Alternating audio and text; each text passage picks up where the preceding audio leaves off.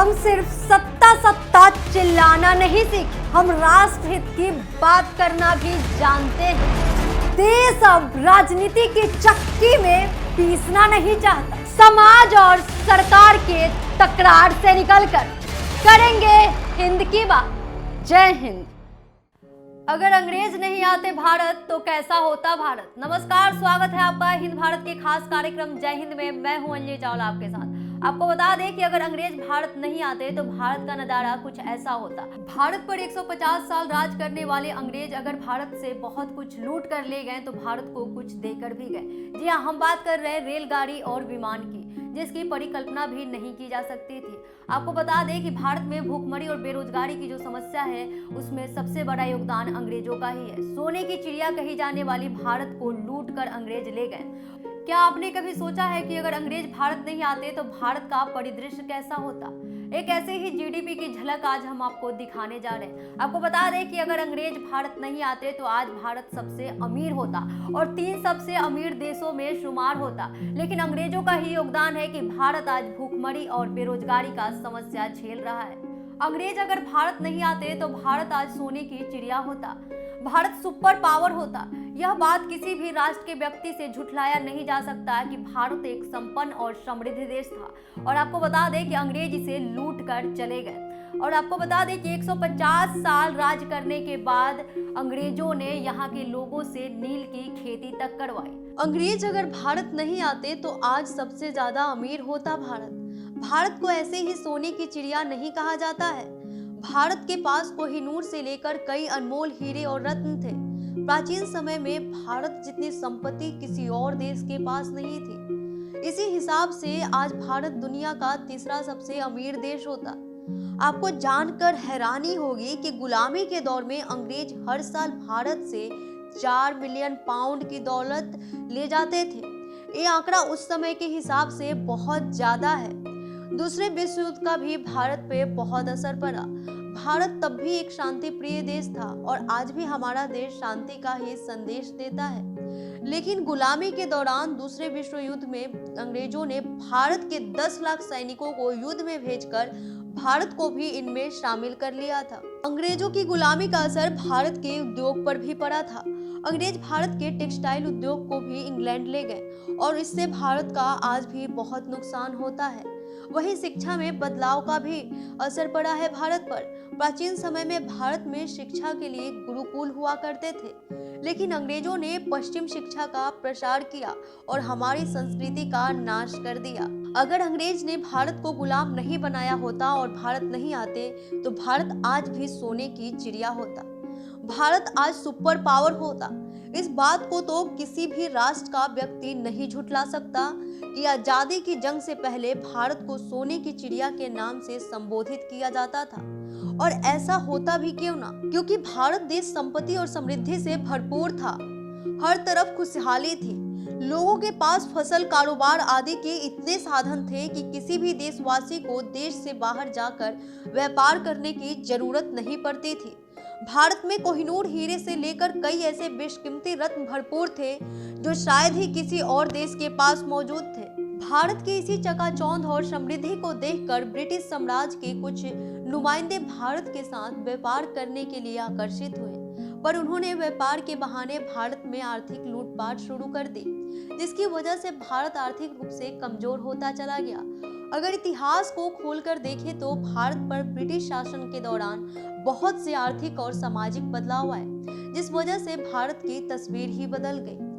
भारतीय होने के नाते आज हर व्यक्ति इस बात को मानता है कि भारत पर अगर ब्रिटिश शासन ना होता तो शायद आज भारत की तस्वीर कुछ अलग ही होती। लेकिन हम में से कुछ ऐसे भी हैं जो इस बात को मानते हैं कि अगर ब्रिटिश भारत में ना होते तो कुछ जरूरी चीजें जैसे कि रेलगाड़ी आदि कभी भारत में ना आती।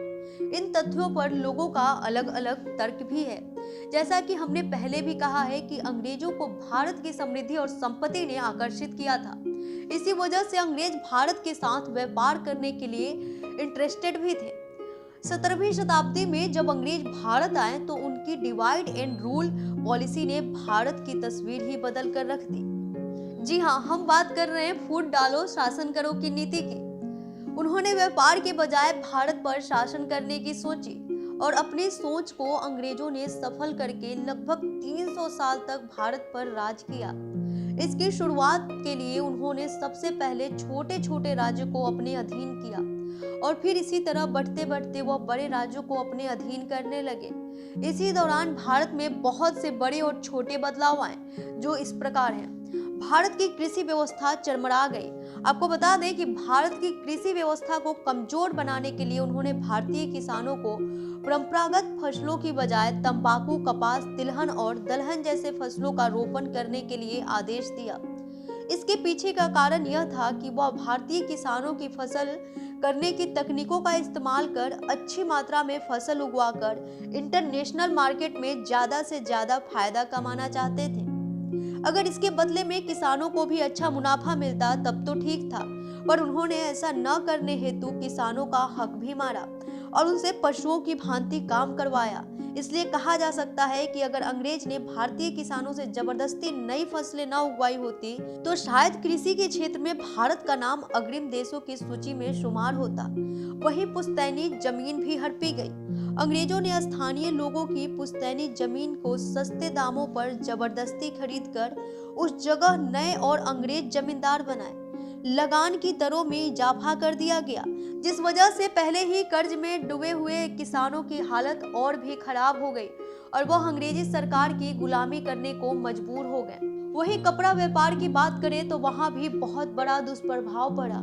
जैसे कि अब आधे से अधिक भारतीय अंग्रेजों के गुलाम हो चुके थे, तो इस बात का फायदा उठाते हुए अंग्रेजों ने नई नीति अपनाई। उन्होंने कपड़ा बनवाने के लिए भारत से कच्चे माल की खरीद सस्ते दामों पर शुरू की। फिर इस माल से कपड़े बनवाने के लिए वह इंग्लैंड की मदद लेते और दोबारा वही कपड़ा भारत में महंगे मूल्यों पर बेचते। ऐसा करने से भारत के कपड़ा व्यापार को काफी भारी भरकम नुकसान का सामना करना पड़ा। इसके बाद जुर्म की हद तब पार हो गई जब उन्होंने भारत में ही कपड़ा बनाने की मशीनें लगवा दी। ऐसा करने से उनको भारत के मजदूर मिलने लगे। अब वह अपने भारतीय गुलामों से मुफ्त में काम करवाने लगे, जिससे कि भारतीय मजदूरों पर ज्यादा जुर्म होने लगा और भारत की अर्थव्यवस्था डगमगाने लगी। जो भारत कभी कपड़े की इंपोर्टिंग और एक्सपोर्टिंग दोनों काम किया करता था, अब केवल कपड़े का इंपोर्ट करने के लिए रह गया और इंटरनेशनल मार्केट में भारत का नाम व्यापार के लिए मानो खत्म ही हो गया। वही भारत में सदियों से चली आ रही गुरु शिष्य परंपरा और गुरुकुल के चलन को अंग्रेजों ने वेस्टर्न स्कूलिंग सिस्टम के साथ बदल दिया। अब जब स्कूल में सिर्फ अंग्रेज मास्टर ही थे, तो अब भारतीय स्टूडेंट्स को एडुकेट न करने सिर्फ उनसे कुछ पर्सनल काम करवाने लगे। इस वजह से भारतीय स्टूडेंट शिक्षा से वंचित रहने लगे। इस बात से यह पता चलता है कि अगर अंग्रेज भारत न आते तो हम आज भी गुरु शिष्य परंपरा के तहत एजुकेशन प्राप्त कर रहे होते। वहीं भारत का बंटवारा, अगर भारत के बंटवारे का जिक्र करें तो अंग्रेजों की डिवाइड एंड रूल पॉलिसी ने भारत के नक्शे को 2 हिस्सों में बांट दिया। आज अंग्रेजी सरकार की मेहरबानी से ही भारत और पाकिस्तान 2 अलग अलग मुल्क बने।